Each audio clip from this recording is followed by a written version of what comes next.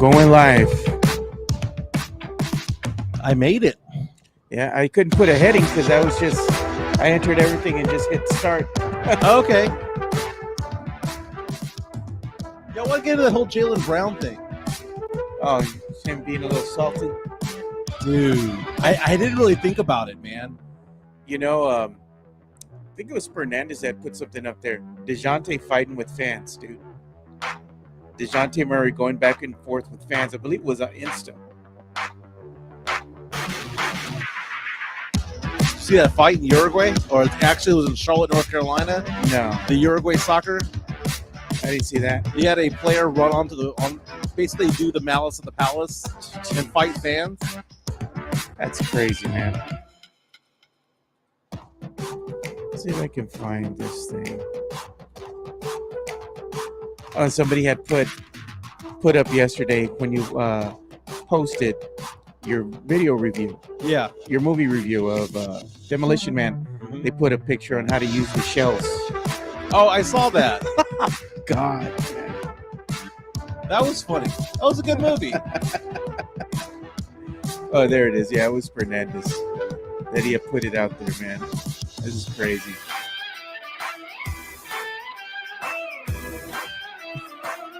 Man, this is nuts, dude. DeJounte really going back and forth with these fans, dude. It's like, you got better things to do, man, than be fighting with people. What's up, Sam Salinas? Good morning. Taco Tuesday. Yo, yo, yo. What's up? Oh, yeah, that's what he was saying. Sam Salinas says, Darwin Nunez. Colombian fans went wild. His family was near them. He went into the stands and threw some punches. Hey, Gert Vanderkoop, he's watching us from the Netherlands. Greetings, Gert. What's going on, my man? Good evening. Yeah, good evening over there.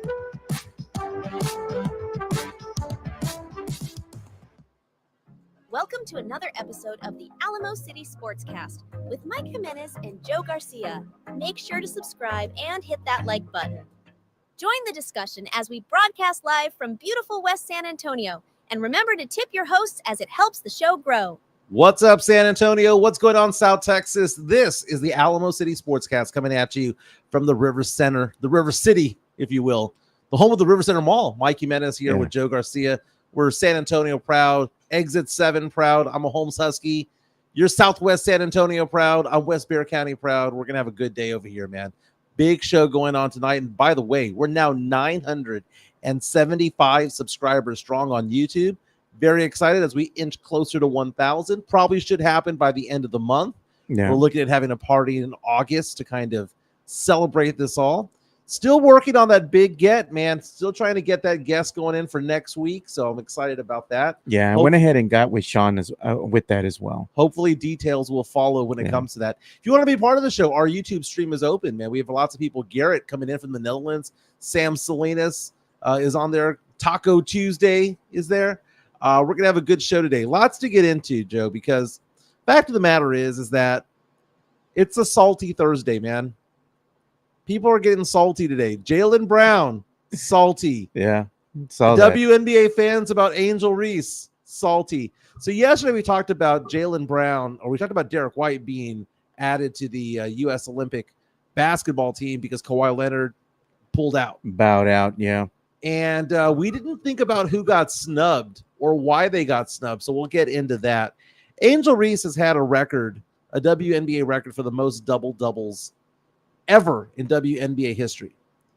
And the streak continued yesterday, but a lot of people are calling foul on this because of the way that she got this streak going again last night. Caitlin Clark had a huge game, is now the favorite, in my eyes, now the favorite for Rookie of the Year because of the last couple of games. But that streak continues for Angel Reese, and a lot of sports fans are giving her grief about that. So we'll get into that as well. There was a melee at a soccer match there in Charlotte yesterday. Wow. I met Las Palapas having dinner. Dude, they put that game up high, dude. It was so loud as people were watching. I think it was Colombia against Uruguay, but it was what happened after the game. The fireworks afterwards that we need to get into. We're going to talk about 1994 movies. Going to get nostalgic because we have a question on Twitter at MJ Acquired Taste asking the question, what is the best cult classic of 1994? What is the best popcorn flick of 1994? Your choices for Popcorn Flick include True Lies, Clear and Present Danger, The Mask, and Ace Ventura. When it comes to cult classics, Wyatt Earp, Blue Chips, Reality Bites, and Time Cop. A little bit of everything for everyone, man. Joe, how are you doing today, man? Doing good, man. Just looking here and on the X, seeing what's hot right now. Mm-hmm. It looks like our boys Fernandez and Chicana Fuerte were at the King of Paddle, man. So we'll show some video of that later on in the show. But yeah, man, just catching up with everything that's been ongoing in the world of sports. The fight that broke out, the Jaylen Brown news, DeJounte Murray fighting with fans. I mean, we have a lot of stuff to talk about. So let's get into the whole Jaylen Brown thing because, congratulations to Derrick White. Derrick White, again, named to Team USA basketball. The Olympics are going to get going in a couple of weeks. And, San Antonio fans are excited because, he's a former Spur. Derrick White is a great player, made an all-NBA defensive team this year, solid role player, solid guy, a glue guy. And when we were talking about this yesterday, Kawhi Leonard got taken out of the lineup, if you will. It didn't seem as though Kawhi wanted to leave. It seemed as though the Clippers wanted him to leave. And they made the arrangement with the USA basketball saying, you know what, it's not in his best interest to play. Let's pull him out. Again, he did miss the playoffs. So we were celebrating yesterday the fact that Derrick White was out there. But if you look at the roster has some superstars, a lot of superstars. LeBron James, Steph Curry, a lot of big names out there. But it has two members of the Celtics already. Yeah. It has Drew Holiday and has Jason Tatum. Well, they added a third Celtic starter in Derrick White yesterday. Derrick White, he's a dead eye from three, can knock it down at a 40% clip. Yeah, he can. He's a defensive guy. He's a great teammate. He is somebody that makes a team better. What I didn't realize was that Jaylen Brown was not on the team. Jaylen Brown is not only a superstar, but he was the finals MVP just a couple of weeks ago. Yeah. And he got real salty about it. And in fact, he said, not only is it me, the people are bringing up Kyrie Irving was also left off the team. And his point was, his belief was that he was left off the team simply because he doesn't wear Nike. And Nike is the official sponsor of Team USA basketball. And the more you think about it, he probably has a point. But did he throw his own teammate under the bus? Because again, his own teammate, Derrick White, was added to Team USA. Jaylen Brown going out there and saying, it should have been me. I'm the finals MVP. I'm the superstar. I'm the one with the max contract. Yeah. And then on top of all that, you have the fact that Jaylen Brown plays the same position as Kawhi Leonard. Derrick White doesn't. Derrick White's a combo guard.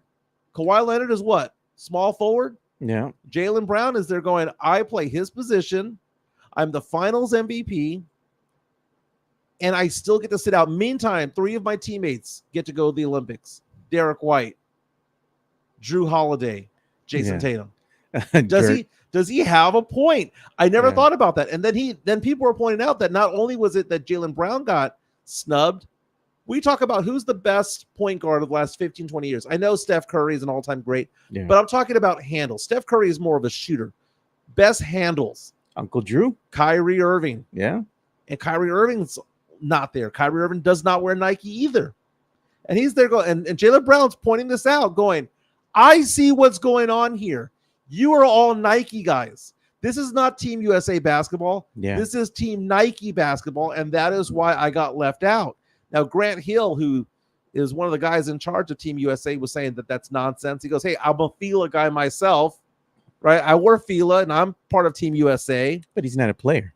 And he goes, yeah, but he goes, these are all just conspiracy theories and whatnot. It's not, man. Dude, this is big business. It is big business. They don't want to go ahead and have you peddling your wares out on the court when everything from the uniform to the kicks are all made by Nike. Yeah. It's Nike branded everything, so they're paying for that, for their brand to be represented, And I like this comment here by Gert, by the way. He goes, they should have added Bronny. Just add Bronny. Because he's Nike, Just He's add daddy. Bronny. Well, Yeah, I want to come get on. back to Bronny in a second, because Yeah. that's a very good point. Jaylen Brown going after Nike, this isn't the first time that he's done it. In fact, he's been critical about Nike in the past. Jaylen Brown is not a shut up and dribble kind of guy. For those of you who don't know, Jaylen Brown is an extremely intelligent player. In fact, he's considered to be maybe even the smartest player in the entire NBA. Yeah, he's one of the better players that they have in the Celtics. I'd have to say even maybe more so than their star player that they have there than already. Jason Tatum. Than Tatum, yeah. But he's also an academic. Jaylen Brown is somebody, I mean, he's a musician. He's an academic. Yeah. He's somebody that is not just somebody who just shouts at the wind. He is very, very smart at what he does, but he's also very critical. And he was critical against Nike a handful of years ago, saying that Nike is against human rights, that Nike is against ethics. Yeah. And again, he's saying, I got left out because Nike would not let me in. I believe him. Because, I mean, who's a better player, Jaylen Brown or Derrick White? Now, I know I've said in the past that you want to have a good team, but it's not like Jaylen Brown is somebody that is not a good teammate. Now, there are some people, some of the commentators from The Ringer, Kevin O'Connor, coming out and saying, well, Jaylen Brown wants the ball, and he's a bit of a powder if he doesn't get the ball. But we don't know that about this type of setting. He's a bit of a powder when he is the best player on the team, or at least the second best player on his team. To say that he was going to do that in the Olympics and pout when LeBron James is there and Steph Curry is nonsense. It's ridiculous. Yeah, I mean, it is. I mean, Jaylen Brown is the better player, no doubt. But at the end of the day, what is Team USA going to say about that? I mean, if they go ahead and bring Jaylen Brown on, who are you going to get rid of? Who are you going to cut from the team? Well, it's not so much that you're going to get rid of anybody because it's Kawhi Leonard. I know it's Kawhi, but I'm saying if you bring Jaylen Brown on, I mean, yeah, Kawhi Leonard will bow out. But, is he going to start to – what I'm trying to get at is he going to take away playing time from another player out there on the court or on the team? Well, I mean, he's going to be playing the position that Kawhi Leonard was out there playing. Yeah, but who's backing him up? Who's backing up Kawhi Leonard? Well, I mean, you're a bunch of superstars. I mean, in theory, you have a lot of players out there like Tatum and LeBron who can play it's kind of like positionless basketball. That's the very definition. Yeah. Positionless basketball, for the most part, only exists if you're a star player. Yeah, or you have star talents. Basically, they're just going to put guys out there and say, "Go win." Yeah, go win. But Jaylen Brown, I mean, I like this post right here by Ballsack Sports. All right, let's show it. Where it's showing the singer Adele, who, the camera's right in front of her face and she's just avoiding it. And the comment that they said was, this is Nike trying to avoid Jaylen Brown and Kyrie Irving, just looking off to the side. Video courtesy of TNT, by the way. I found this to be funny. But again, I mean, we saw this with Team USA last time. The Spurs have a gold medalist on the team. We have Keldon Johnson. And Keldon Johnson was nowhere near one of the best 12 to 15 players in the NBA when he won a gold medal. They brought him in because Pop was there, but they also brought him in to kind of be a glue guy and to basically be a morale booster. The fact of the matter is that he didn't deserve to be there, didn't belong there, but he was well liked, and he was kind of like the mascot for the team, right? He did have a couple of shining moments out there. I know that Draymond Green spoke highly of Keldon Johnson, saying that Keldon Johnson, when things were going rough, was getting people loosened up a little bit, was getting people excited to go out there and play, and was basically being the hype man for Team USA basketball. Look at what Tony Ornelas brings up here. This is a good comment.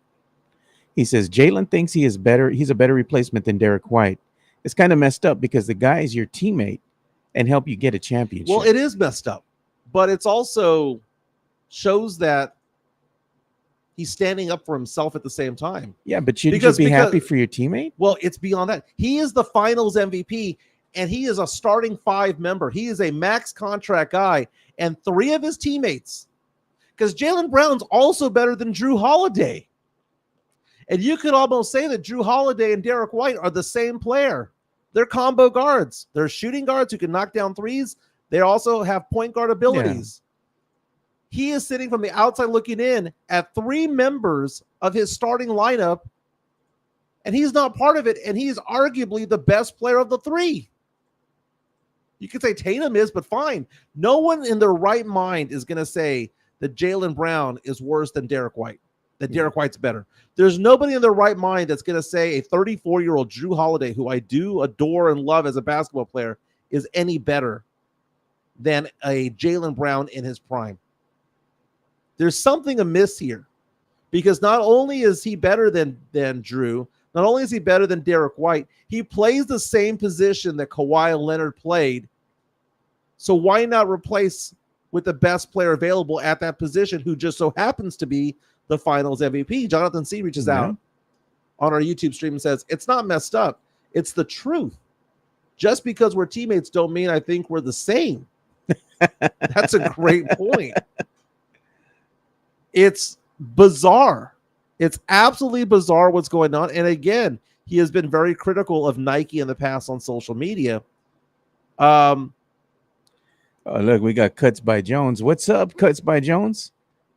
He's a guy that makes a lot of great stuff, man. We're going to be giving out one of his wares here shortly once we reach 1,000.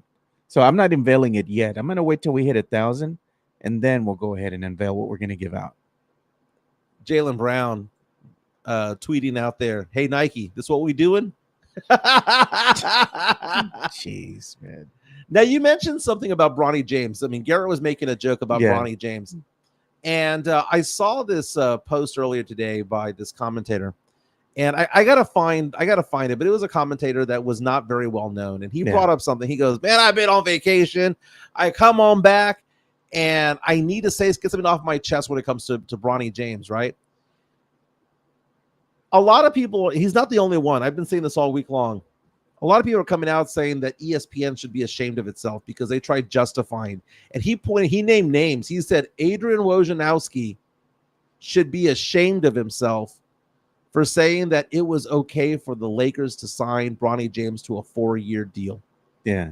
That if you look at the number 55 player for the last 5, 10, 15 years, they either get nothing or a 2-way deal, not a guaranteed contract, much less for 4 years.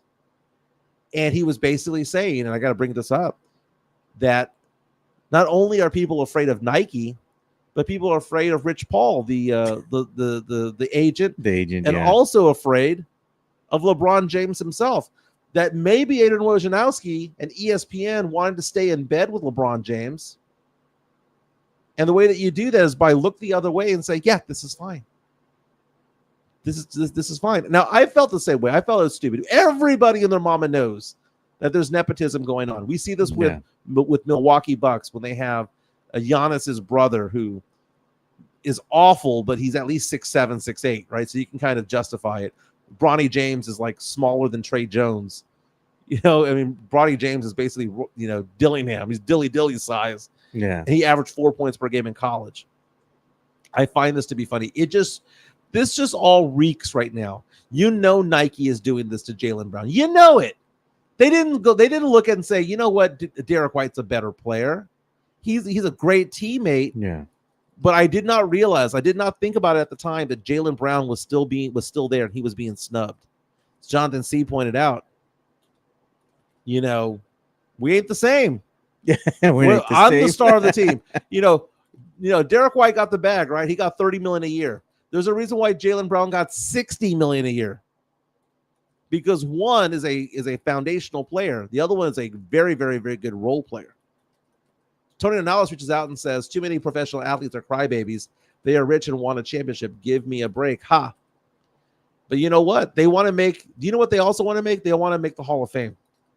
And how do you make the Hall of Fame? By all the accolades that you have.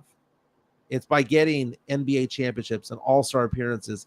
It's by representing Team USA. It's by getting gold medals. That is part of it. You look at Dwight Howard. You look at Carmelo Anthony. Arguably the greatest basketball player in Team USA history might be Carmelo Anthony. I mean, he carried some Olympic basketball teams. And he's going to get into the Hall of Fame for a lot of reasons. So one of them is going to be because he was part of Team USA. Sam Salinas, he's right. Bronny James' picture has been placed in the dictionary under Nepo baby. They said too many professional athletes are crybabies. They are rich and want a championship. Give me a break. Ha, Tony Ornelas. And then Alonzo says, who picks these teams? Well, oftentimes it's the coaches and things like that. But, we see it right here. I mean, Keldon Johnson of the Spurs is a gold medalist. He is, even though he didn't really play that much. But, hey, He was great. All the other players on the Team USA squad, they were saying what a great teammate Keldon Johnson was. He kept things lively, kept them laughing. It was a good energy to be in the locker room. He was the Flavor Flav of that team. He was in the background going, "Yeah, boy," you know. He was like Jalen Rose getting under the skin of Reggie Miller back in the day, going, "Is this what they're going to do to you?" You know, pumping them up, hyping them up, getting them excited. Yeah. But I feel for Jaylen Brown today. I mean, we can be excited for Derrick White, and it's not to say that Derrick White's not deserving. But Derrick White, compared to Jaylen Brown when it comes to talent, there's no comparison. There's no comparison. One's a star player, and one is a star role player. Two different things. Lots of comments coming in. Let's see what the best ones are. Tony Ronaldo says, too many big dogs on the team doesn't mean that they'll have great chemistry. That's true. That is true. That is true. But, I mean, think about it from Jaylen Brown's perspective. He's the finals MVP, and two of his teammates there that he knows for a fact that he's 100 times better than is on the team. That's an issue. Now, Jason Tatum's going to be on there because he's one of the 5 best players in the NBA, top 7 players in the NBA. Oh, look we got Matt Lerma in the chat. Hey, Matt, what's going on, dude? Matt Lerma? You know, we're talking about Jaylen Brown feeling disrespected by it all. But again, Joe, is it still unbecoming to say that, you know what, I should have been chosen over my own teammate? That just shows that, you know what, they are coworkers. That doesn't mean that they're friends. They're coworkers. We just work together. They are colleagues. He wants the gold medal. He deserves the gold medal. Is it going to work and you have a work bestie, but you ain't inviting them to the house for the carne asada? Yeah. That is funny. That is funny. Let's get into some WNBA action. Did you know that yesterday was an interesting day in the WNBA, that the games were played around 10 a.m. yesterday? That's craziness, dude. So apparently once a year, as part of outreach, the WNBA does morning games. And I noticed that yesterday that they had 11 o'clock and 10 a.m. tip-offs, depending on what part of the country you are. Yeah. But around 10 a.m., you would have tip-offs wherever you were at. And the reason for that was it was an outreach to get middle school and elementary school kids to fill the arena. Yeah. It is what they do every year. Now, one of the things that happened yesterday was Caitlin Clark went off on a huge game. Caitlin Clark, the team lost. Indiana did lose that game. But Caitlin Clark, 29 points, 13 assists, 5 rebounds, 5 steals, 3 blocks. A stat line like that had never happened before. They lost, but again, she was on fire. She was getting a lot of steals out there, 5 steals. I mean, I saw maybe about a quarter and a half of the game, and she was everywhere. And I've been very much saying that the race for WNBA's most valuable rookie of the year was basically by the way, video courtesy of ESPN. I've been saying that it's been pretty close, and I stand by that. But the last 2 games that Caitlin has done has put her back in the lead for sure. Okay, so I will call it correctly. Okay, because they beat the top team in the WNBA the other day. They came from behind. Caitlin Clark was the first rookie to have a triple-double. And Caitlin Clark, again, massive game yesterday, but they lost to Washington yesterday, right? But look at what Tony Ornelas is telling you. But how many turnovers, Mike? You know what? If you have a stat line like that, I'll allow 5. I'll allow 5. But the news that was being made yesterday involved Angel Reese, because Angel Reese, if you remember, had the record for the most double-doubles in WNBA history consecutively, right? But yesterday, she was falling behind when it came to double-doubles, because with about 5 seconds to go in the game, she only had 9 points and 13 rebounds. Again, you need to get at least 10 points to get a double-double. Well, she missed a free throw. Actually, she made a free throw to make it 9 points. But long story short, she kind of made it so that she got, here's the last play of the game. They're winning by 7. Just run the clock out. She only has 9, but she's calling for the ball. She's calling for the ball. I need my 10th point. And then she gets fouled and sent to the line. Angel Reese picks up point number 10 and 11. Again, the game was 76-69. The game was over. What most players would do would be to run out the clock. But what is she doing? She's calling for it. Why is she calling for it? Because she knows that her streak, that her WNBA record is on the line right now. And she called for the ball when they should be in victory formation. If this was a football game, what would they be doing? They'd be kneeling the ball. Yeah, running the clock out. But she didn't. She begged for the ball. She begged for the ball. Last night, my good friend from San Antonio Sports Star, James Pledger, who's the host of Extra Innings from 6 to 7, Monday through Friday, said there should be an asterisk on this. Oh, man. And I said, dude, she had the record before this all happened. And people were reaching out to me on Twitter asking me if I have a problem with this. And you know what? I don't have a problem at all about this. Because it's Angel Reese, dude, LSU. If Caitlin Clark had gone out there and was one rebound shy of a triple-double and she ran after a ball with 3 seconds to go and the game was already over, I wouldn't fault her for that because we've seen this before. Yeah. Who has done this before? Dennis Rodman did this before. Remember Dennis Rodman? Did you have a heave for a three-point shot to end the half? And what would he do? He'd run out there to try to catch it, right? Pad the stats. Look at this comment here by Jonathan C. But does Reese have a triple-double? She does not. No. Yeah. She does not. Yeah. But what's they're different positions. She's not out there to get assists. She is banging bodies down low. She gets rebounds. I mean, can I ask the question? Has Caitlin Clark ever had 18 rebounds? Yeah, no. Yeah. And why? And why would we expect Caitlin Clark to get 18 rebounds? We shouldn't. That's not her position to do that. Seth pointed out something that the cameraman was doing here on that play. He says they zoomed in on that booty. But people were reaching out to me on Twitter yesterday going, you see, this is unbecoming. This is a bad look for the sport. It makes her look bad. Does it? Because the last I saw, scoreboard, baby, she still got the record. The record is now 14 consecutive double-doubles. And you know what? It's a 48-minute game. It's a 48-minute game. Yeah, you have some of our fans here, our listeners here watching. They're putting, like David Outwater saying, it's stat padding, Mike. It is. No, it is. And I brought up the point, and I brought this point up to Pledger, and I mentioned it on Twitter. Oh God! Let's go 2 box real fast. Look at July 26th. Didn't George Gervin do that for the scoring title? Didn't David Robinson do it for the scoring title? That's a very good point. They did. David Robinson famously had 71 points in the last game of the season. Him the ball. They kept feeding the ball so that he could get the scoring title. So he could beat Shaq. So Pledger, if you're listening right now, should we take away the scoring title from both George Gervin and David Robinson? Because that's what they did. That's what they did. And I was mentioning that fact that you see quarterbacks in the NFL. You see Tom Brady get Antonio Brown a bonus, right? Because, again, if he had a number of receptions, certain number of yards, that he would get a bonus, like $250,000, right? So what did Tom Brady do? The GOAT, right? What did Tom Brady do? We all respect him, right? The GOAT, 7 rings. What did he do? Last game of the season, one of the last drives, threw 3 consecutive passes to Antonio Brown for 1-yard receptions. Why? Because it got him over. Stat padding, bonus padding, whatever you want to call it, right? Yeah. I look at Sam Salinas says, and this is true.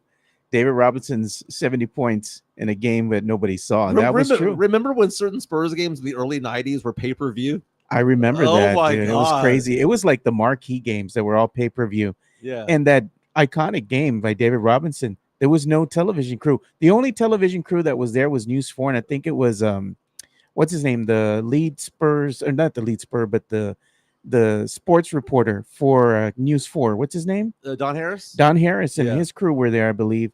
And they were only getting highlights. They were only there to get highlights. And that's the only highlights that we have from that game if you're from San Antonio. It's very grainy. The video looks, because it's VHS, basically, it looks like Cowboys Super Bowl highlights from 96, right? Yeah. If it wasn't for them, we wouldn't have highlights. Look what happened. This is the great part about this show, is that we are interactive with our listeners. And someone just brought up a very good point, was the fact that stat padding happens in the NBA. It happens in the WNBA. It happens in the NFL. Was it a bad look? Who cares? The consecutive streak keeps going, because if she gets 10 more, I was telling Pledger, did you know that what is 21-31 in sports? 21-31 was the record that Cal Ripken Jr. had for the most consecutive games played. Oh, yeah. I saw him play at the old Camden Park, The Iron Man in Baltimore, right? Yeah. Do you think he started every game? No. No, there were games out there where he pinch hit. They were part of the streak. Why did he pinch hit those games when he could have just had the day off? To keep the streak going. Yeah. Keep the streak going. Injured, but you're going to be a pinch runner. Yep. We're going to bring you in for utility to be an outfielder or the shortstop just for the 9th inning. Or there were times when he played just the first couple of innings and was taken out of the game. Got to keep the streak going. And he did it for over a decade. Yeah. He did it for like 15 years. Are we giving Cal Ripken Jr. crap? Are we giving David Robinson crap for having 71 points in the last game of the season to win the scoring title? But no, oh my God, Angel Reese asked for the ball with 6 seconds to go in a game. Oh my God, the world's coming to an end. She's a bad player for the WNBA. It's unbecoming. Caitlin Clark would never. Shut up. My goodness. Angel Reese's streak continues at 14. Asterisk or not, as I told Pledge, she had the record before this game. Okay, the record was like 11, and she was already at 13. Get over it. She stat padded. It happens.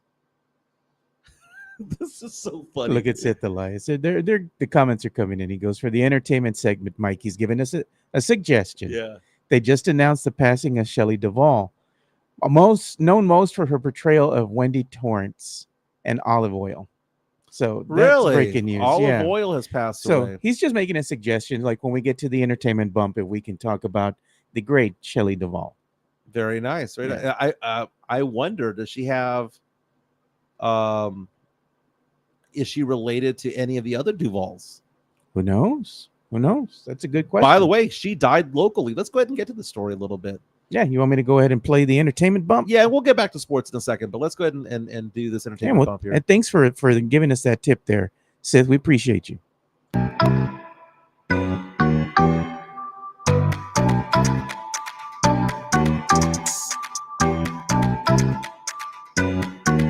So famed actress Shelley Duvall passed away today. And of all places, Blanco, Texas. Just up north here. Stone's throw away at 281. North of San Antonio. Yeah. She had 2 Primetime Emmy Awards, a British Academy Film Award nomination. She was also the winner of a Cannes Film Festival Award and a Peabody Award, known for many roles. She was in Annie Hall. She was in a lot of classics over the years, mostly from the 70s and such. But she passed away. But I found it interesting. She was born in Fort Worth, Texas.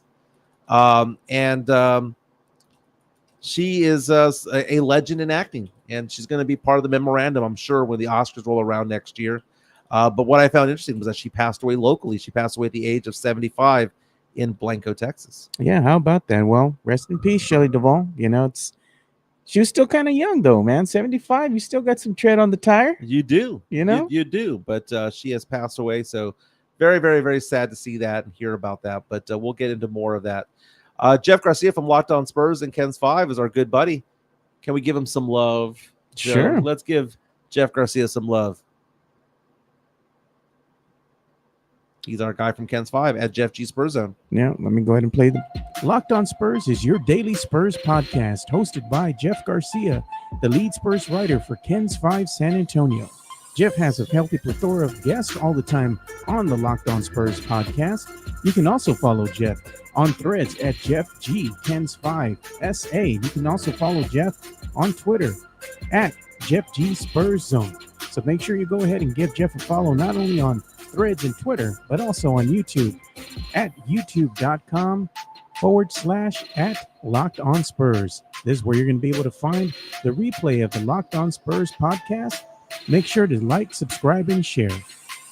I subscribe on Spotify. I subscribe on YouTube, and you should too, man. Again, you sometimes find me, Mike Jimenez, over there, and Joe Garcia, Pledger, and all of us as part of Locked On Spurs. Jack Thompson. We help bring the content for Jeff. Yes. And speaking of content, I was going to tell you I'm going to be on Los tomorrow. Nice. Yeah. Do you know what the topic is? I do, but I can't say yet. Oh, okay. Jeff has an article on kens5.com. Again, you can get the link onto this on Twitter and on Threads at Jeff G Spurs Zone, talking about how there was an artist who created a very, very nostalgic painting of Victor Wembanyama. You can learn more about that. Also, one of the Spurs draft picks, Juan Nunez, has signed. Yeah. But not with the Spurs. He has signed with a team in Barcelona. So you can get the details on that.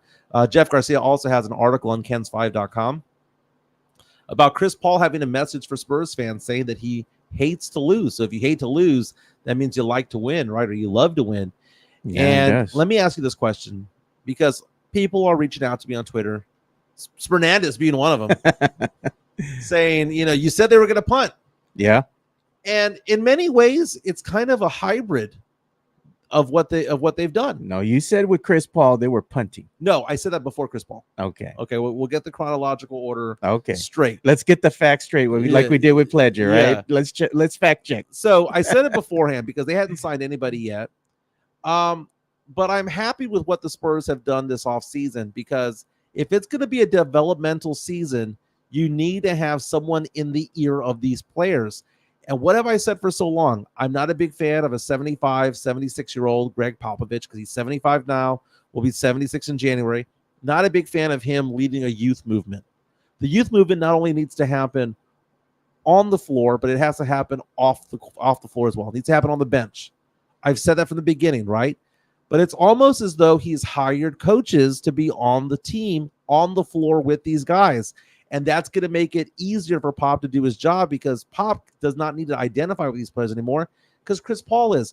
Who do you think Trey Jones identifies more with, Pop or Chris Paul? Probably Chris Paul, man. Who do you think Stephon Castle identifies with more? 39-year-old Chris Paul, who is an all-star, who's a future Hall of Famer? Or is he going to identify with a 75, 76-year-old man who's the head coach, who yells at the crowd when they boo Kawhi Leonard? Yeah. Okay? He now has the generals on the field, on the court, to help the young guys out. And that means the world to these players, and it means the world to their development. Are they going to win 40, 41 games? Maybe. If Wemby takes a leap, Sohan takes a leap, if all things happen, all the dominoes line up and fall at the same time, all the stars align, maybe they could, right? But chances are, more than likely, this is another developmental season. More than likely, the Spurs win total will be in the 30s. Yeah, look at this interesting comment here. And that's the one thing, that beauty of us, not only having Jeff on our show and other people on our show, but us going and being guests on other shows, is Little Max says, Locked on Spurs is where he learned about our podcast. So that goes to show you the power of our platforms. Yeah, it is. It is. And Jeff Garcia, with coming up close to 5,000 subscribers. Wow, I mean, dude, they are rocking and rolling right now. And what sports podcast in San Antonio has more subscribers on YouTube than Locked on Spurs? I can't find one. Yeah, I know that in the building, Mike Taylor and Rudy J. Mike Taylor's channel has been around for a while. They have 4,000 followers, and I congratulated Mike, by the way. Yeah, congrats. I sent him a text. I was like, hey man, congratulations on what you're doing. We're excited to get to 1,000. Should we send him a bottle in celebration? Yeah, it might be a nice touch. That's a good point. Look at Matt love Lerma. Those guys. He says, Mike, you definitely said CP3 was punting this season. We got to go back and check the tape. Let's check the tapes. But it's the Harrison Barnes pickup is one that I really do like. I hated watching Julian Champagnie play last year, and he's probably going to come back. The Spurs have 2 roster spots available. It could be Champagnie, it could be Mamu, it could be Bassey coming back. I think the Spurs have Champagnie. They haven't waived Champagnie. It was the other guy that they waived. Well, Champagnie is on a non-guaranteed deal. In theory, they could kick him out. Yeah, I hated watching him play. I said it for the longest time. You said that was your son. I never called him my son. No, I never did. Champagnie was out there. There was one stat line he had out there where it was like 4 points and 2 rebounds in like 35 minutes. And I'm like, what are you doing out there? You're bringing nothing to this team. No value. I mean, Champagnie would not start for any of the 29 other teams in the NBA. There's not one other team that would start him. So if you're going to replace it with Harrison Barnes, who would probably start for half the teams in the NBA, 40% shooter. This is the guy who started 82 games last season, started 82 games the season before. He seems to be out there with not a big injury history. Can play the 3 and the 4. The Spurs automatically improved at that point, and now it gives somebody to play with. And maybe Matt Lerma's right. Maybe I did have a snapshot thing because I looked at it as what's he going to provide on the court? Because am I going to believe that a 40-year-old Chris Paul is going to light it up? Well, he's 39 now. You're saying he was 39 now. He's 40.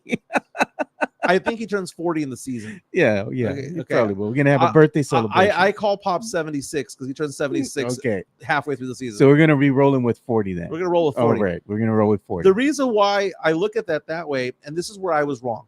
Okay, so I can remember back in Saturday Sports Star days, I was wrong. I'm sorry. I never said I'm sorry. But where I was wrong was being reminded that Shai Gilgeous-Alexander of Oklahoma played the 2 alongside Chris Paul when Chris Paul was playing the 1 in that one glorious season when he was with OKC, or the 2 seasons he was there, part of the Paul George trade, the pickup afterwards. And you look at it, and if that's going to be what he does, because I believe that Chris Paul is going to be better for the Spurs off the court than what he's going to do on the court. He's going to be more valuable teaching these guys how to read certain plays, teaching these guys how to pass the ball, teaching these guys how to feed the ball into Wemby. He's going to be more valuable doing that than the stats he's going to provide on the court.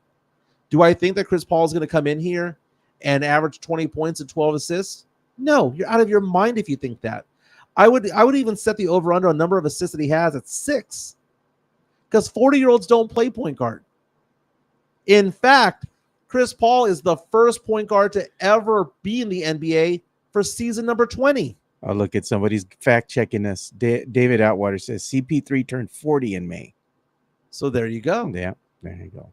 So there's never been a player who has tried to do what Chris Paul's doing.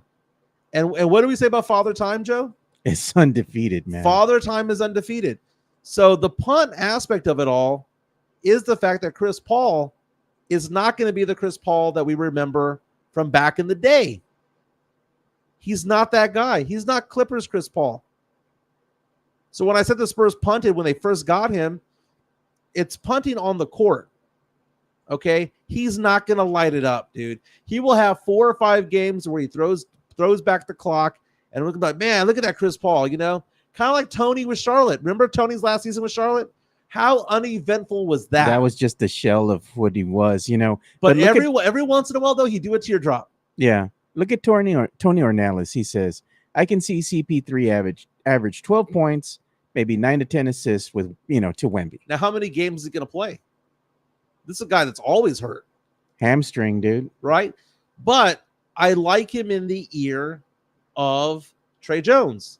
I like him in the ear of Stephon Castle. I don't mind that at all. The dividends that are going to pay out are going to be what happens off the court when they're traveling, when they're on the plane, when they're in the hotel room, when they're having lunch. That is what's going to pay dividends for the Spurs and for the young core, is that. It's not because Chris Paul is going to be averaging 12 and 10. Ain't going to happen. It ain't going to happen. It's not going to happen. Sith Elias says, tell that to Mick Jagger. Father Time is undefeated. Dude, okay, first of all, I Mick Jagger these days looks like Skeletor. Hey, dude, he sired a kid not too long ago. So did Robert De Niro. Yeah, man. I know, so did dude. Al Pacino, man. I'm like, dude. Al Pacino is more like it, man.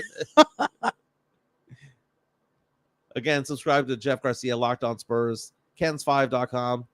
Does a fantastic job. One of the things that it brings to light here with Chris Paul is Chris Paul, if he is the starting point guard because of his experience, Pop likes him, wants to put him in there, feels like he can help the team win, help the team grow. Great, whatever. But at the end of the day, you cannot play him for an extended period of time because of his age and because he is prone to injury. He can go out there in limited minutes, but he can't be out there in effective minutes. Missed 24 games last season. Yeah. The season before, missed 23. The season before that, missed 17. Missed 12. Missed 12. Missed all hamstrings, missed right? 24. Missed 24. Missed 21. Again, the over-under I'm going to set on Chris Paul playing games is probably going to be around 55. Yeah, he's prone to hamstring and groin injuries. And the thing is, with shoulder too, because he's getting old, The thing with Chris Paul is it's okay for him to be the starter, but the one person you'd like to see come off the bench after Chris Paul goes out is who? Is it going to be Castle or Trey Right. Jones? Right. I hope that it's You know. I hope that's Castle. I hope so too. By the way, I'm going to fact check the fact checker. Chris Paul turned 39 in May. Okay. He'll be 39 the entire season next year. I will still round up to 40, but last season he averaged a career low 9.2 points per game. He shot 37% from three, so he can still knock down some threes. When it comes to rebounds, a career low 3.9. When it comes to assists, the second lowest total he's ever had at 6.8. So we're going to believe that he's going to come out here because Wemby's there. He's going to average 12 and 10. Why? He's old. He can still average some points, man. 12 points. Come on 10 points. On the court, punt, off the court, touchdown. Can we at least go there, Joe? Look at this. D'Lo says his game has aged well. He's always played an old man's game. It's not like he's ever been an athletic freak. His game has always been about cerebral dissection of the game. Cerebral dissection of the game. Yeah. You know, talk about all-time greats. I was looking at certain stats, and I have said this from the beginning. The most overrated player of all time in the NBA history is Kobe Bryant. Oh, you know who else agreed with you? Who's that? Derek Gervin. Really? Yeah, I saw that the other day. So I was looking at Kobe Bryant's stats for his career. It's trash, man. Why are you bringing up Kobe? We're talking about Chris Paul. Well, because we're talking about great players and whatnot. This morning I was seeing these NBA players where they try to rank, the top 5 or 10 players of all time, and they'll rank, Tim Duncan in the top 5 or top 8 all the time, right? No one says that Tim Duncan. If anybody tells you in their rankings of NBA players of all time that Tim Duncan is lower than 8, they're an idiot. Tim Duncan to me, is 4 or 5. Look at what Sid said. And this is the power of what the young people do nowadays in simulations on the NBA 2K. He says, not trying to be funny, I simulated a season with CP3. He only played 24 games. So, by the way, I thought this was funny. Kobe Bryant averaged 25 points per game for his career, 5 rebounds and 4.5 assists. He was a 44% shooter for his career, shot 32.9 from 3 for his career, for an effective field goal shooting percentage of 48.2, which is lower than Jeremy Sohan. Jeremy Sohan has a more effective shooting percentage for his career than Kobe Bryant. And you're always making fun of his shot. And Jeremy Sohan is a bottom 15 percentile when it comes to offensive efficiency. Kobe Bryant, the late, great Kobe Bryant, overrated. Boom, boom, boom, boom. Oh, look at Midtown Texas, not the Kobe slander. Always with the Kobe slander. Hey, man, we gotta keep it real, right? Gotta keep it poodle over here. Yeah. You know what? It'd be funny to bring in Derek Gervin to come in here and talk. That way you all can slander Kobe together. Yeah. Because you all both are on the same page. I didn't realize that. There's very few of us because of his athleticism, he's amazing. You can be the most athletic person in the world. Yeah. But that doesn't mean that you're amazing. I mean, it just means that, come on, man. How many wins did he get without Shaq? You know what? I think that would be a good segment. I'll reach out to Derek and tell him, do you want to come on here and talk about the most overrated players that have been, I guess, put into stardom or thrust into stardom by the fans? And you look at their stats and they're absolute garbage, Dude, if Kobe played for Charlotte his entire career, no one would care. Do you know who else is overrated? Who? Derek Jeter. Derek Jeter played for the Milwaukee Brewers. You're going to have all sorts of New York fans coming for you, man. No one would care about Derek Jeter if he didn't play in New York. No. Even with 3,000 hits. You know how I know that? Do you know who's a better player all time? Robin Yount, Paul Molitor. Better players. They played for the Brewers. What about Alex Rodriguez? You going to slander him too? If Paul Molitor and Robin Yount played for the Yankees, they would be considered the top 10 greatest players of all time. But because they played for the Brewers, no one cares. Yeah. No one cares. And it's not that these guys had 3,000 hits. I think they had like 3,500 hits. They far exceeded 3,000. But Derek Jeter, which by the way, the Derek Jeter flip, the play that he is most known for, right? The flip. Did the tag actually happen? I'm showing the video. God. Courtesy of NBC Sports back in the day. Giambi coming around. Tell me the tag happened. It didn't happen. He was safe. And that is considered to be the greatest Derek Jeter moment of all time. The flip, right? Where's the tag? Dude, it's 2024. He is yet to be tagged. He got him on the leg. After he stepped on the bag. Where did it happen? He was in the air. He got him before. No, he didn't. He didn't get him. That was one angle. Here's the other angle. He didn't got him. Yeah, look, he was already down. Nah, he got him. He was already down. He got him. He was already down. The umpire's right there looking. Oh, the umpire's looking. Look, where's the umpire's eyes at? What's in the way? The foot. The leg is in the way. Look at that. He's down. He's down. It never happened. The Derek Jeter flip never happened. The flip happened, but the tag was not applied on time. Look at this. Oh my God! What are you going to tell me next? The bloody sock with Kurt Schilling never happened? Oh, that was all smoke and mirrors? Dude, that was so funny. That was so funny. You know what didn't happen? The Dez Bryant catch. Man, you know what they are saying? It's true, man. Mike's spitting some hatred this morning. Haterade. Dez Bryant, did the catch happen? Courtesy of Fox Sports back in the day. Did it happen? No, it didn't happen. It wasn't a catch. That was a damn catch. It wasn't a catch. You know, in all actuality, for what we believe a catch to be, it should have been a catch. But I asked the question: at what point did he have control of the ball? He never had control of the ball at any point. He never had control at any point. Does he have control now? Nope. He's coming down. Does he have control now? Oh man. No, he never had control. But it was still a catch. Don't get me wrong. I would want this to be called a catch, but it never happened. Look, I like this comment here by Jonathan C. Mike's going to say we next. We didn't land on the moon. It was all smoke and mirrors. It didn't happen. What other conspiracies do we have in there? God. Other great conspiracies are that I firmly believe that Michael Jordan was suspended from the NBA for 2 seasons for gambling. Man, I wouldn't doubt that he was gambling on NBA games, allegedly. Look at Little Mac. Mike, menudo is overrated.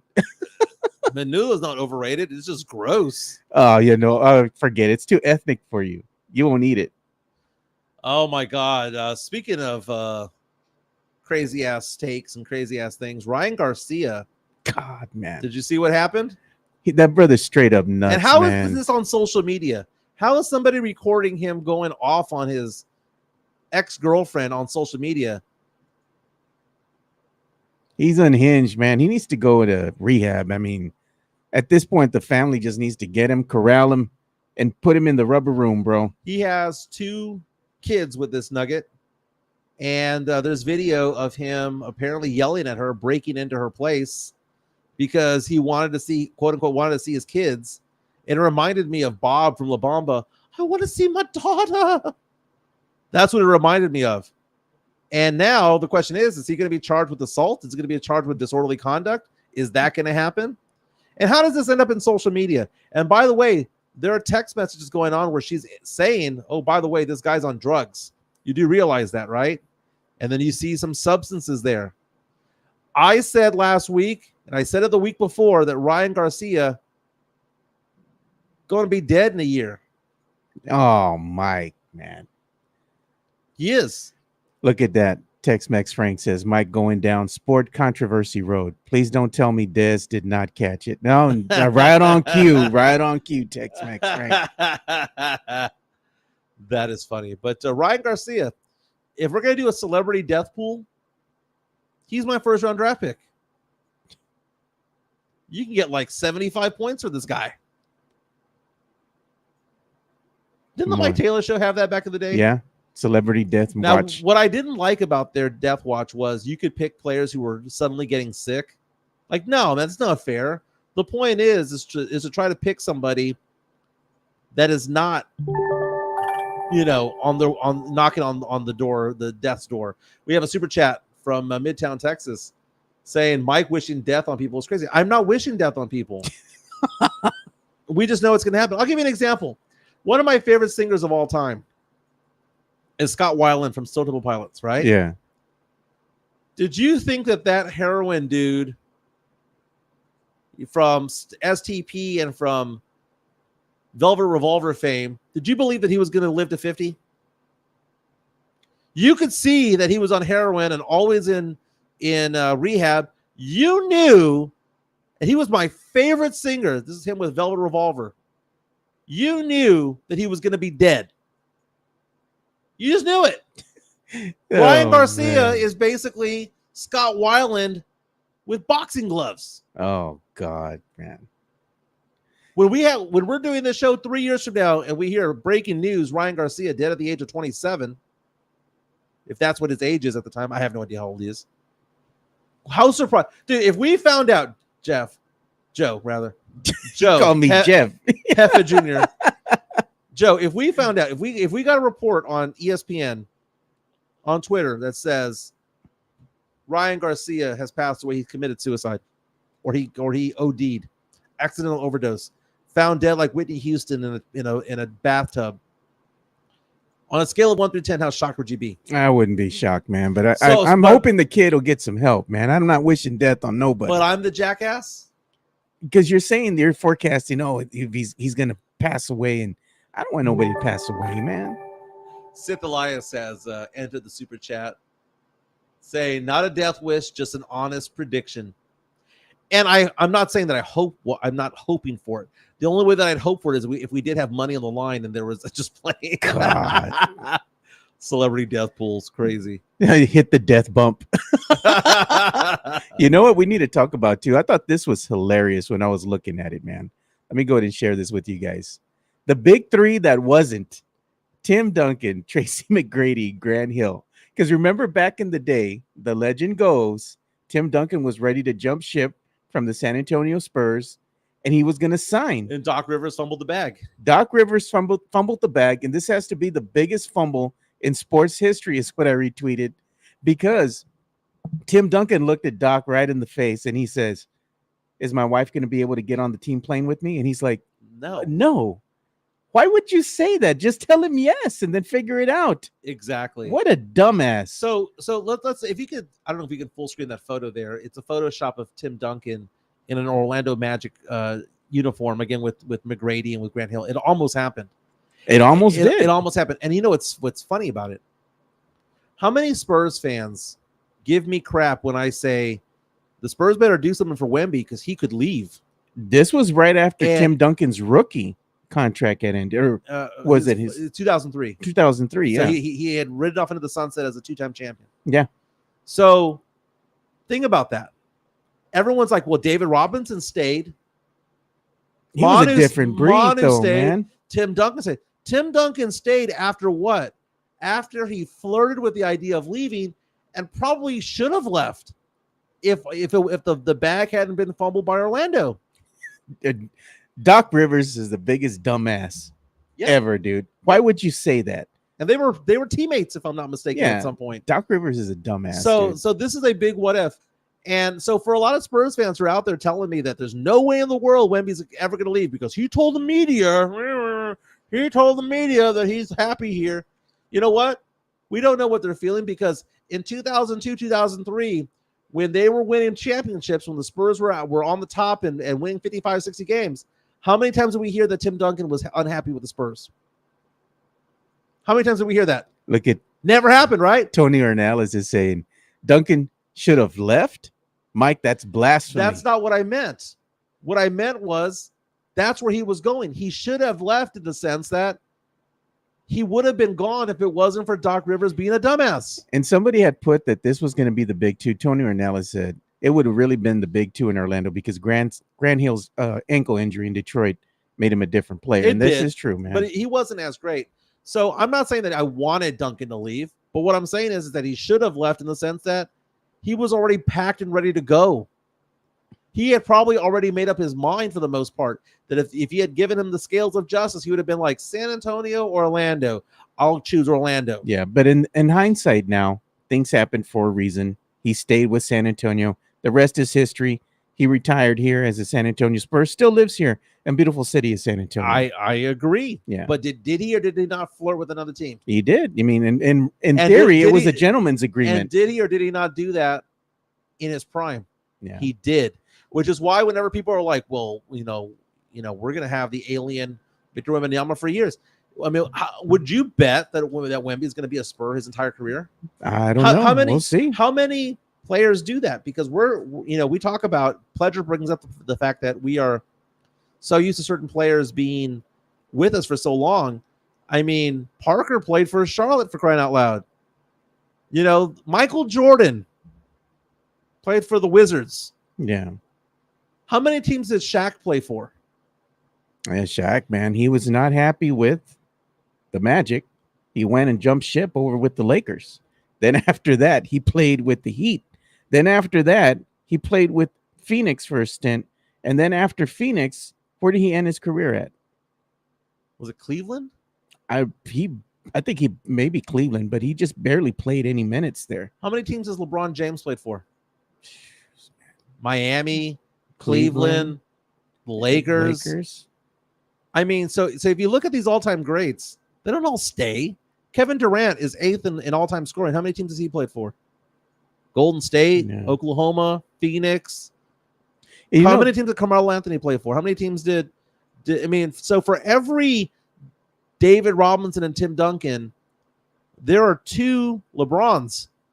There are 2 Durants and Shaqs. Yeah, one of the things that we kind of we get away from here in this whole picture, in this whole scenario here, the big 3 that wasn't, is that David Robinson, he was in Hawaii on vacation with his family. It got so bad that Spurs finally got word of what really was going to happen. Yeah. They told David, you got to get on a plane and come back right here, brother, because you need to talk the kid off the ledge. Off the ledge. Yeah. Jesse Martinez reaches out on our YouTube stream saying Wemby would totally leave. Kids these days aren't about loyalty. That's not a diss either. No lies detected. Now I in will that say one, this, man. though. Maybe a different mindset in the sense that Wemby is what? International. And international mindset. He doesn't care about Miami or LA necessarily because he comes from Paris. He comes from a city that might be greater than those cities combined. Yeah. Oh, this is what it was. Oh, He played for Boston is what Shaq played for. He Yeah. played for the Celtics. Chris Gonzalez. Emmett Smith played for Arizona. Yeah, he did. It's just a fact. Oh my God. 4 ponds in the grave. Maybe Duncan was like, I got to keep an eye on my wife. Wow, bro. Y'all are terrible, man. Terrible.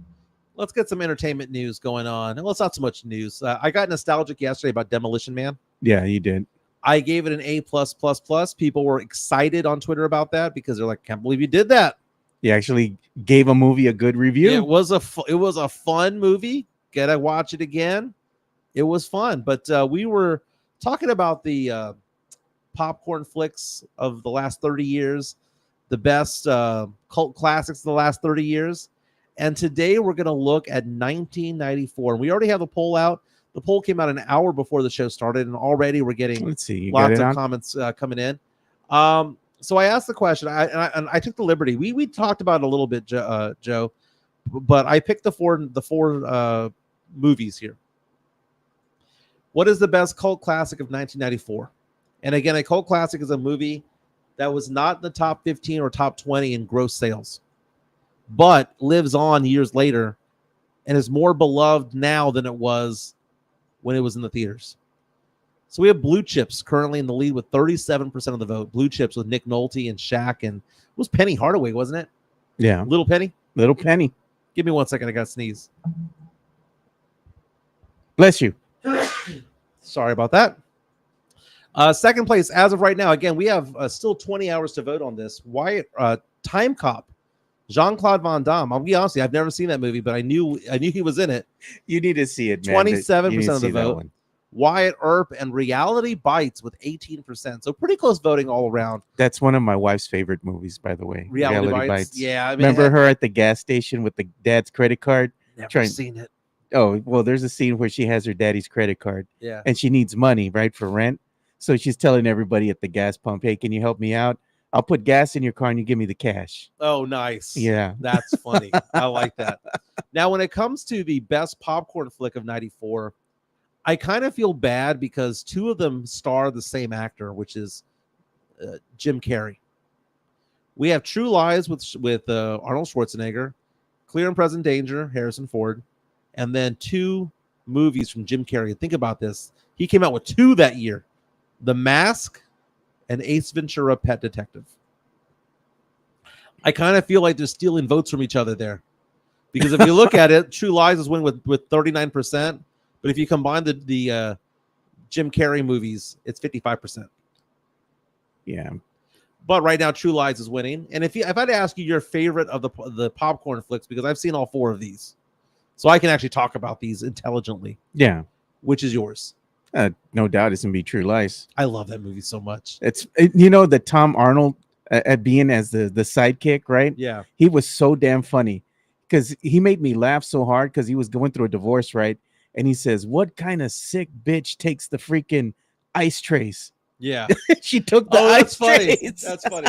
She left him with nothing, no furniture. She took all the stuff, including the ice trays from the freezer. Now, that's funny. Now, here's the thing. In that movie, mind you, I was at the time 17 years old. Oh, yeah. There was a young girl in that movie, Eliza Dushku. Oh, yeah. She was went in on that to movie. come out in other movies. Yeah, she was Bring It On and all that Yeah. stuff. That was the first time we were introduced to her. I was 17. She was 15. You were smitten? I was smitten. Oh, God. I was a smitten kitten. I was like, that girl's going to be hot. And it turned out that she was. Oh, God, man. What was that question about Tom Arnold? Is me what? Tom Arnold in True Lies is Jimenez in real life. Just an instigator. He was funny, dude. Tom Arnold, if you go back and you just watch the comedic value that he brings as the sidekick, he was freaking hilarious. There's man. such great lines in that movie, like when she's being interrogated and she's like, they're going to give her a code name. And she goes, "Can I go by Natasha?" "No, you're Doris." Doris. And then the scene there, take off your nylons, where he's there with the tape recorder. He's in the shadow, as though she didn't know. Now, first of all, he was supposed to be in IT, if I'm not mistaken. Yeah. Okay, this is where it gets a little bit kooky for me. He's supposed to be a nerdy guy in IT. He's Arnold freaking Schwarzenegger, right? With his size. Like, she didn't know that he didn't like to be on that size, you have to lift weights 3 hours a day for 30 years. Yeah. What kind of IT guy does that? To make it sound like he's a nerd and not much of a man with that physique, bullcrap. No, I think his acronym or his official title was he was a salesman because he was always going to conventions. That's what it was. Yeah. But either way, yeah, he wasn't a dork. How did they try to pass it off that he was a dork that was going to lose his girl to a slimeball used car salesman? Yeah, I think one of the funny parts in that movie too was when he was wearing those spy glasses that had the little video camera in there, the little monitor. Yeah. And they put the spy cam in there in the room, and he sees his daughter stealing money. Bill Paxton is a used car salesman. Such a sleaze bag. He's like giving her the briefcase. Yeah. "I'll rendezvous with you later on at a later date. Yeah. Don't have anybody follow you." She just wanted to feel danger. Yeah, she wanted some excitement in her life. But underneath that whole thing that he had, that Arnold Schwarzenegger had with that big old physique, we realized that Jamie Lee Curtis was a nugget. Oh man, the whole time. Remember, she takes the flowers and she takes the flowers out, gets the water from it, slicks back her hair, pulls out the ruffles from her dress, and was looking exquisite. Even he was taken aback. He was like, "Oh, I forgot." Can we talk about Tia Carrere, who's in that movie? Tia Carrere, she was hot, dude. Okay, so first of all, she was also in Wayne's World, right? And was there any bigger nugget than her back in the day? She was cute, dude. I mean, Wayne's World, she came out in that too. I think I have no idea what ethnicity she is. But this is probably my first Asian persuasion celebrity crush. I can't think of one before Tia Carrere. Look up her ethnicity if you can real fast while we keep this photo up. Okay. I mean, absolute dime. Absolute nugget. 8 U's. Nugget. Yeah. I can't think of one Asian persuasion that I liked more before her.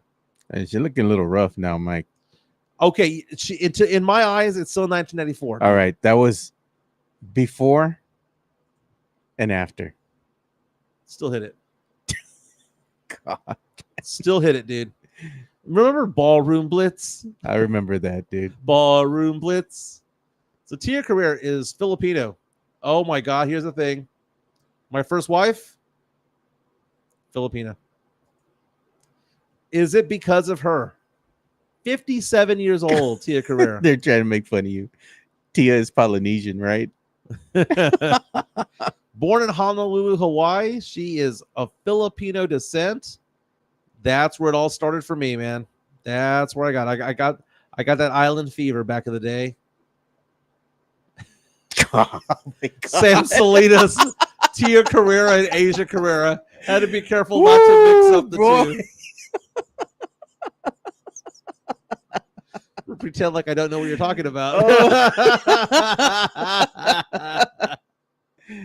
Wow. Ooh, man, what a reference, brother. Ballroom Blitz. What a reference. Who said face? Face says 60. Face That's says Jonathan 60. C. Chest says 21. Those things are bulletproof, brother. Are they Bulletproof. real? Yeah, real nice. Are they real? Yeah, real big. Oh God, JH, and he would love Thailand. I got a passport. Passport bros. Is that what they're called? Oh my They're God, called dude. passport bros, right? You ain't seen the videos, bro. You ain't seen the videos on social media about these poor people going over there to Thailand, man. And they still can't get girls over there. No, man. It's for sale over there. They can't get girls. That's not it, dude. Like, these girls don't let any like, if you see tourists, you don't know if they're lady boys or what, but they're just trying to walk down the street and they just will not let them pass. And they're trying to get around them and they're just latched onto them because they want money, you know? Yeah. So they're just like, everybody that's passing by that's, a tourist, they're like, money, money, money. We got a $1.99 super chat What do we got from going on? Midtown, Texas, man. He says, like you, Mike. He says, still hit it. Tia Carrere, baby. If you could go to my screen here, Uruguay's Darwin Nunez. Dude, I was at Las Palapas last night. Man, they had that Uruguay, Colombia, Copa America game on really loud. And this is courtesy of Fox Sports 1. Darwin Nunez was apparently pissed off at fans and actually went into the crowd to brawl with them. Fair or foul, Joe? Fair or foul as we get the video up. This is from TMZ Sports and FS1. After the match, pissed off at soccer fan. Man. He wanted hands. Look, is that him right there? Yeah. Is that him right there? Top of the Get screen? it, King. Get it. And he's not the only player in the stands. You see the blue uniforms that are up there already. Hey, man, these fans want to F around and find out. There you go. Malice at the Palace style. Oh, dude, no. You can't justify this. It's soccer hooligans. I get that. But they get it all over the place. You're going to tell me that the crowd in Charlotte, North Carolina, which is where this was being played, was worse than what he has seen in South America? You just never know what they were saying, dude. You never know what they were saying. Hey, other story that we need to get into. This is kind of a crazy story. A guy has surrendered to authorities after he ejaculated on somebody at a Dollar General. A Philly man, according to TMZ, accused of masturbating on a woman's leg at Dollar Tree, rather, not Dollar General, Dollar Tree, has surrendered after cops and even rapper Meek Mill launched a manhunt for him. 35-year-old Gary Miles of Southwest Philly now in custody. He surrendered yesterday. And there's video of this whole incident going on where people are chasing after him because the dude jerked off on somebody in the middle of a dollar store. That's nasty, bro. Like, did he just jizz on my leg? That's nasty. How do you get aroused at a dollar store, man? Crazy people all over the place, man. Crazy world we live in, dude. Yeah, dude. I would say throw the chair at him, but he'd probably be aroused at the chair. Jeez. Hey, but you know what? Let's go ahead and give some love to our boys over at MCS General Contracting, which I'm wearing their really, really nice hat here during the show, giving some love to our boy again, Christopher Lehat, MCS General Contracting. MCS General Contracting, more than 30 years of combined experience in concrete placement. They are the best in the business, honest pricing, high quality work. They get going on house foundations, driveways, concrete patio decks. If you want to extend the deck, extend the driveway. If you're a business and you need to put together a slab, a parking lot, or other concrete placement services or sidewalks, reach out to MCS General Contracting at 210-774-9155. They're confident in their skills, so give Chris Leha over at MCS General Contracting a call at 210-774-9155. And thank you for being a sponsor of this show. That diamond heart of concrete for sure, man. That's what we do. That's what we do over here. By the way, we had somebody who reached out to me saying Monica Garcia, the reporter. Oh, yeah. It was Tim Gonzalez. Tim Gonzalez saying, Mike, that TV reporter, Monica Garcia from Tucson, expecting her third child. We have shown love for her in the past because she is an absolute nugget. If you want to show my screen real quick. Sure. Congratulations to her, but she is one of my favorite reporters. Don't get me wrong. I'm a dude. I like reporters. It is what it is. Absolute nugget. But she announced her baby bump number 3. Woman's a dime, dude. Woman is an absolute dime. Smoke show. I find it funny that people follow these people like the Chevy Camino Real girls. Yeah. Come on, man. They're nuggets. I like what they do. I'm actually looking for one because I noticed the other day that the Camino Real girls are following another car dealership from East Texas that's doing what they do. But let's show some love for the Camino Real girls, man. Because again, here we go. What happened here? Camino Real. What happened here? I don't know. Camino Real Chevy. You're showing one of my best friends on my Insta. Okay, well, I see proof that. Sorry, Celine. She looked pretty hot. How are you keeping the nuggets away from us? No, she's my best friend. She's a friend of the family, bro. We've known her for years. Oh, Sophie has a new haircut. I dig the do. This was funny. Closer. Stop. Love it. Jess is the best, and then Thicky is amazing. Oh, this is the one that Thicky was getting comments on. She bags up Jess, takes to the corner, throws her away, and then thickness happens.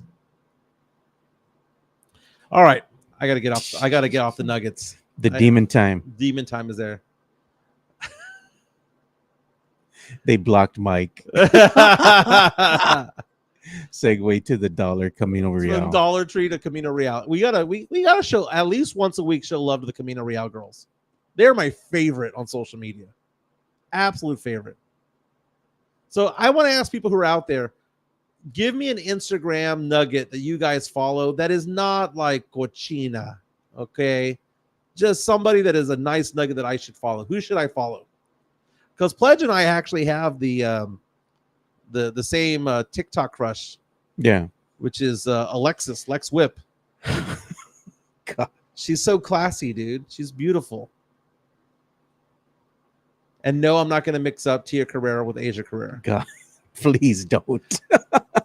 So when I said her name, I was like, remember Tia Carrera? I was like, no, Mike. No, Mike. Hey, but one of the things that we want to go ahead and shed some light on here, and we'll go ahead and let the fans know about this as well, is that we do have our merch store up, so we want to go ahead and give it a shameless plug here and let everybody know that you can go wearing it right now. Check out our shirts. Mike's wearing one right now. If you want to go ahead and buy our wares and support the show, I'm going to go ahead and share the link here in the chat for you boys. So you can go ahead and take a look and just click on that URL, take you straight to the merch store here where you can go ahead and buy our lovely wares. We have not just the logos, but some other, items there that are up for grabs. We have the updated logo, which is what Mike has on right now. And we have others, we have some geek inspired designs as well, and they're all about $20. They start at 20. Depending on the size, though, if you're going for like a 2X, 3X, 4X, the price does go up there. A couple bucks. Yeah, not by much. It's like $2 per X. Yeah. There you go. So make sure you go check that out, man. Speaking of giving some love out there, we support local podcasts here. I was reached out by CCP Podcasting Productions. That's on YouTube. They have a channel called CCP Podcasting. And basically, they're starting a channel just like Sith and just like Brandon Big Papi Medina, CCP Podcasting on pro wrestling. Apparently, it's getting big, man. It is getting big. They currently have 668 subscribers. They are growing. I mean, that's a nice amount, and they're doing podcasting just simply based on, if you can show my screen. Yeah. Based on they also have a Twitch channel talking about wrestling, all things wrestling. It's a big deal these days, man. Wrestling, yes. Really, speaking of wrestling, our boy, man, Seth Elias here, along with Big Papi Brandon Medina, they're going to be doing Twitter Spaces here, or an X Spaces after SmackDown tomorrow. So make sure you join us. You know, I'm going to be in there as well with them. It's going to start 10 minutes after the show ends. It's hosted by both Sith and Brandon Big Papi Medina. And we just come in, we chime in, and we have a little community growing right here. And it's fun to talk wrestling and just, shoot the breeze with everybody else, so to speak. It's a good time, man. So if you all want to join us Friday, go ahead and join us after SmackDown. They go ahead and start the space about 10 minutes after the show ends. Yeah, it's fascinating, man. And we're having conversations right now about what we're going to do in the future with the podcast. How we're going to handle the fantasy gods is a big thing, because Brandon's a big part of that show, and I've done that show for many years in the past as well. So we're excited about that. We're going to be expanding, hopefully programming down the road. Yeah, we've already been in talks. I've been networking, as I told you. We're not going to divulge what we're going to be doing, but we have some things working, down the pipe. Maybe get press passes to certain things. Oh, I'm working on that as well. I've already got in contact with the peeps. So it's pretty exciting times here, but we need to get to 1,000, man. Right now we're at 975. We usually get 2, 3, 4 a day. Yeah. We got none yesterday. Yeah. I think we need to entice the people, man. Maybe if we go ahead and do a little giveaway. Well, I'm going to be at the Missions game on Friday for my one of my best friends, Alex. He's having his birthday party at the Missions game. I think I'm going to be out there and maybe just let people know what we're doing and try to get 2, 3, 4, 5 subscribers out there. Yeah, exactly. Get to 1,000. Yeah, and you know what? I'm going to entice everybody. Hold on. Oh, what are you doing, man? Let me show you. You dropped the headphones? All right, man. Unwrap that thing, baby. What you got? Okay. Oh, I know what you got there. Yeah. It's good drop. No, I got it. So our friend Cuts by Jones, man. When I was over at the Mike Taylor barbecue, I'm always on the lookout to see what I can buy and give out and support, everybody else and what they're doing out there. But more importantly, what I can do to help you guys as well. And what we're going to wind up giving out is this lovely little logo here. That's all. I like it, dude. It's cut, and Cuts by Jones does great work. This is done all in wood, dude. And he scroll saws it, not laser cut, so you can go ahead and check out my boy Cuts by Jones, Let's see if I can show it. Cuts by Jones right there. Really good, dude. So the price tag's still on there. But it's all good. But check it out, man. I mean, we're going to be giving this away. So y'all want to go ahead and win this? Hey, man, go ahead and subscribe. We'll go ahead and put everybody's name in the little the spinning wheel, so to speak. And then we'll go ahead and give that away too. So go ahead and make sure you go and check out my boy Cuts by Jones, man. He does great work, and he does not only Spurs stuff. He can do whatever you want, custom-made stuff. Whatever you can imagine, he can do it for you, man. And he does amazing work. So giving the community some love here, man. We were talking about having a party. I think we're going to go shoot for maybe August 3rd, I think is the day. We should be at 1,000 by then. That gives us a few weeks to kind of prep up. But I'm thinking the first weekend of August, we'll have that party for our show. I also wanted to give some time because we just had the Spurs draft party. Wanted to give some time so that people can go, hey, we missed those guys. Let's go hang out again. Yeah, I'll be in talk with McIntyre's this week to see if we can book it there. Yeah, what they can do. If they're going to say no, we can't reserve spots, then we got to go someplace else. Yeah, so maybe Slackers or somewhere else. Hey, man, but also, like I said, man, go and make sure you go and Cuts by Jones, man. He's on the X. So make sure you go follow him. Some news coming in to the NBA. The Cleveland Cavaliers appear to be talking extension with Evan Mobley, and a deal is expected soon. Again, the Dallas Cowboys will go into Cowboy training camp in about 10 days or so. So we're going to be looking forward to the news from that. Don't forget to subscribe to bloggingtheboys.com. They do a fantastic job. RJ Ochoa and all those guys do an amazing job.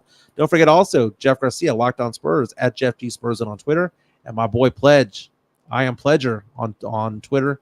His show, 6 to 7 p.m., 94.1 FM, San Antonio Sports Star. You can also subscribe on YouTube as well. Hey, let me go ahead and show my boy right here. Cuts by Jones, Fred Jones, man. Make sure you can go follow him on the X. You know, like I said, you can go ahead and get with him. If you need anything, he'll go ahead and be the guy to get in contact with, man, because he does great work, man. So, like, if you need anything as far as any type of custom-made work that he does, get with him. He can do anything. Can be celebrities, team-related, you know, whatever you need, this is your guy. So make sure you go and follow him. He's a part of the community as well, such as my boy Tex-Mex Frank. So give him a holler. So I'm looking at an article right now on CBS Sports that was released this morning. We're talking about how the NFL's training camps get going, not next weekend, but the weekend after. And they're trying to rank the 10 most important rookies this year. Not the 10 best, the 10 most important, right? Number one, they have Caleb Williams. Makes perfect sense. You know, they gave up the farm for him. He's going to be quarterbacking of the Bears. They hope that he'll be the next CJ Stroud. Number two, they have Brian Thomas, wide receiver, who plays for Jacksonville. But at number three, do you buy this, Joe? Yeah. Tyler Guyton, offensive tackle for the Cowboys. She should be starting day one for the Cowboys as a rookie. Again, Tyron Smith no longer there. Do you buy that Tyler Guyton, that offensive tackle, is one of the most important rookies this season? No doubt. No doubt, dude. And the Cowboys, if you tell me the Cowboys are going to go 12-5 and make the playoffs again, no, I wouldn't doubt it. But if you told me they're going to go 8-9, wouldn't doubt it either. Yeah, I think they might win 8-9 games, dude. But I don't know if it's going to be enough. What are you doing for lunch, Joe? I don't know, man. I'm just going to be hanging tight here. Unfortunately for me, my daughter has tapped me out. Nice. She has needed some money for, like, you know, things that are going on with her as far as like her getting her new place and whatnot, UTSA stuff and all this. I'm actually capped out for today. I'm broke for 24 hours. No, I gotcha. Sid is saying that there's an Ice Cube concert that day, so we may have to move it. Yeah. Oh, yeah. He was saying that. Let me go back here. There it is. He says August 3rd is the SummerSlam. Is SummerSlam. Okay, that's huge. And he says, Sean Quintero, that's the Ice Cube concert. All right, so we'll have to work our way around that one. By the way, people are saying that it's Rudy J's birthday. How did I not know that? It is Rudy J's birthday. He turns 47 years old today. Happy birthday, Rudy J, man. I'm a few months older than Rudy J, which is weird because I have followed Rudy J's career for the longest time. Happy birthday to Rudy J, good friend of mine. I feel like we should give him a bottle. Him. Dude, you're willing to give out bottles left and right, baby. Yeah, man. Give people bottles, bro. That's how we do it. What does he drink? You should, I mean, knowing Rudy J, man, he likes that Crown. Yeah. He likes a Crown Apple. I think he likes a Crown Peach. Nice. Yeah. Nice. Well, I got to get back to work. I'm going to be slinging those investments and insurances, man. So I'll be doing that the rest of the day. That is Joe Garcia. My name is Mike Jimenez. Everyone have a fantastic day out there. Don't forget to like and subscribe on the way out the door. JHNSB saying, I want to see Mike Taylor versus Mike Jimenez. We've actually had a show with him on here before. Yeah. We need to do it again. We want to invite him and Rudy J. Like I was saying to DJLG, we need to have that cross-platform show where we maybe join them. That would be amazing. They hand the baton back and forth, you know? That'd be cool. That'd be amazing. Everyone have a fantastic day. Again, don't forget, it's Tia Carrera, not Asia Carrera. Hey, you know what? Tex-Mex Frank gives us a good idea. He says, Jones is freaking fire. Real cool dude. I agree. He said you should do a show from his bar. And then look at that. Where is Jones? Cuts by Jones is here. Hey, brother, I'm going to get with you after this show, man. We might have to do that, man. Show some love to your establishment. Oh, okay. I'm sorry. I misread what was going on there. Yeah. So I'll get with you, man. I'll DM you, man. Very cool. Everyone have a fantastic day. It's Thursday. It is weekend eve. We'll be back tomorrow. Y'all take care. See ya.